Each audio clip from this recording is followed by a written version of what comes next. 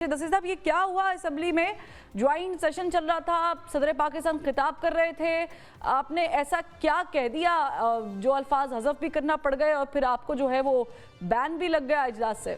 जी, हमारा बीबी जमहूरी और आईनी हक है। हमने कोई गैर कानूनी या गैर आईनी काम नहीं किया, क्योंकि इन्होंने हमें एक जानबूझ के गोंडे निशान दिए थे इलेक्शन में और बाजा मैंने फिर बजाया और बाजे से हम जीत के आए थे। तो हमें प्रेसिडेंट साहब जो गैर आईनी प्रेसिडेंट हैं, जो गैर जमहूरी हैं, जिन्होंने कौम ने तो शिकस्त दिया है, बगैर उसको इस पे बनाया गया है। मैं समझता हूँ कि एक बदमाशी के तौर पे इन लोगों को बिठाया गया है। वो अपना बाजा बजाया और बताया कि इस चीज़ को नहीं मानते और हमने अपना एहतजाज रिकॉर्ड कराए और जिसके सिलसिले में स्पीकर साहब ने जो है ना अपने गुस्से का इजहार किया और हमें इस सेशन में हमारे पर बैन किया।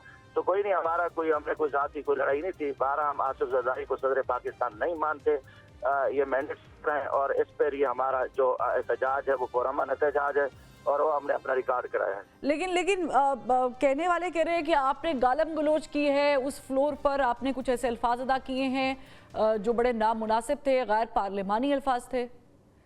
भी नहीं, वो कहीं तो रिकॉर्ड पे ले आए, कोई बात करें, उसकी तहकीकात तो होनी चाहिए ना। फर्द वैद की तो बात नहीं चलती ना, यहाँ तो फर्द वैद के फैसले हो रहे हैं। सुप्रीम कोर्ट में हमारे में फर्द वैद के फैसले हो रहे हैं।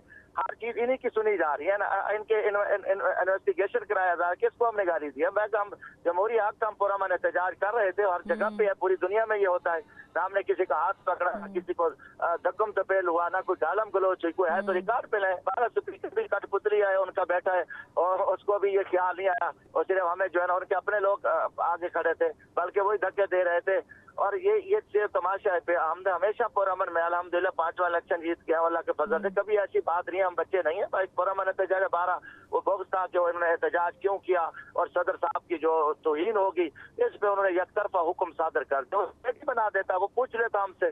तो ये तो दुनिया में भी कभी नहीं होता कि आप फैसला सुना दें और हुक्म, ये हुक्म इनके नहीं चलते। जितने भी इन्होंने माजी में, अभी भी देखो जितने हमारे ऊपर तरीके इंसाफ के ऊपर जितने हुक्म चलाए, कौम ने उनको मसरत किया क्योंकि फेक हुक्म थे, मन खड़त थे, जितनी सजाएं दी हैं, जितने हमारे अगर रुकावटें डाली हैं, तो पाकिस्तानी कौम समझ गई। आपको बंदे को हर चीज को पता है। अभी आप देखें, स्पीकर को चाहिए था इंक्वायरी कर लेता, वो बैठा भी था। कौन सी गालम गलोची को रिकॉर्ड पे कोई चीज है? जब ऐसे आपकी रिकॉर्ड ही मैंने कोई गाली दी है तो रिकॉर्ड पे ले आए। ये तो बस बात अल्लाह खैर करे, हमें तो इन चीज का कोई फिक्र नहीं। हम हक के लिए, सच के लिए खड़े हैं, हमारा एक आईनी कानूनी हक है। हमने एक अपना एहतजाज रिकॉर्ड कराए और माजी पे भी हमें गलत उठाया गया, जेलों में डाला गया, घरों पे हमले हुए, इस्तों पे हमले हुए, बच्चों को उठाया।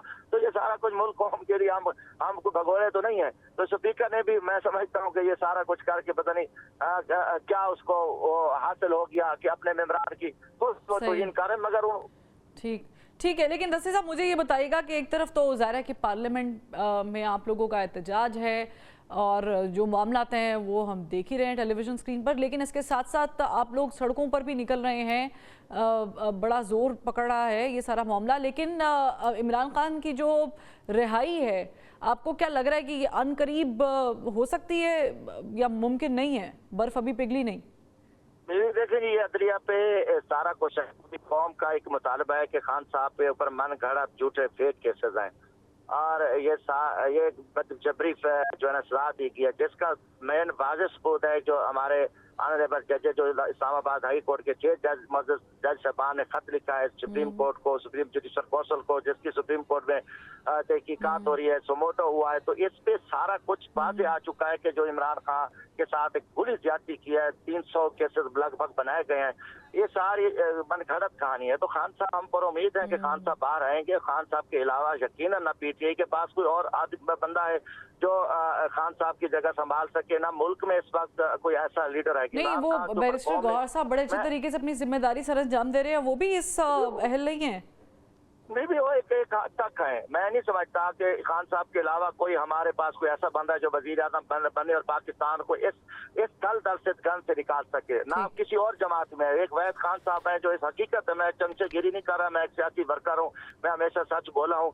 और ये इस वक्त एक वैद बंदा जिस पे कौम इतमाद करती है। आप देखो ना, 25 करोड़ अवाम इमरान खान के ऊपर इतमाद करती है। लेकिन नसीर साहब, बड़े इख्तलाफात है जमात के अंदर, बड़े इख्तलाफात है, बड़ी ग्रुपिंग बन चुकी है।